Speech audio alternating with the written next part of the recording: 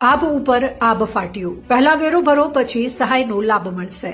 બનાસકાંઠાના અનેક ગામડાઓના ખેડૂતો કૃષિ સહાય મેળવવા પહોંચતા ખેડૂતોને નવા નિયમોનો ઝટકો લાગી રહ્યો છે.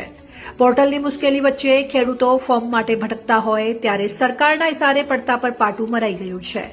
જેમાં તાલુકા પંચાયતનો આદેશ બહાર આવ્યો છે કે પહેલા બાકી વેરો ભરો, ત્યારબાદ જ કૃષિ સહાય પેકેજનો લાભ મળશે. આ દાદાગીરી સામે ખેડૂતોમાં ભારે રોષ ફેલાયો છે.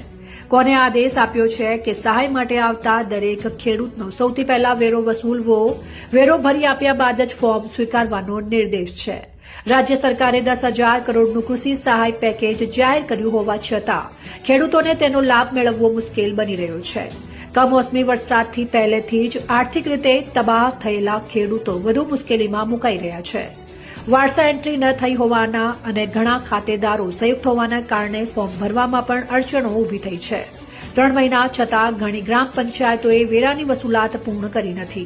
આ પરિસ્થિતિમાં વેરો ચૂકવવો, પોર્ટલની સમસ્યા હલ કરો અને પછી સહાયનો લાભ મેળવવો, આવા ટ્રિપલ ઝંઝાવત વચ્ચે ખેડૂતોના માથે ચારે તરફથી આભ ફાટ્યું હોય તેઓ લાચાર થઈ રહ્યા છે. અહેવાલ પ્રહલાદ સિંહ દરબાર. જોતા રહો સેન્ટ્રલ ભારત ન્યૂઝ બ્યુરો.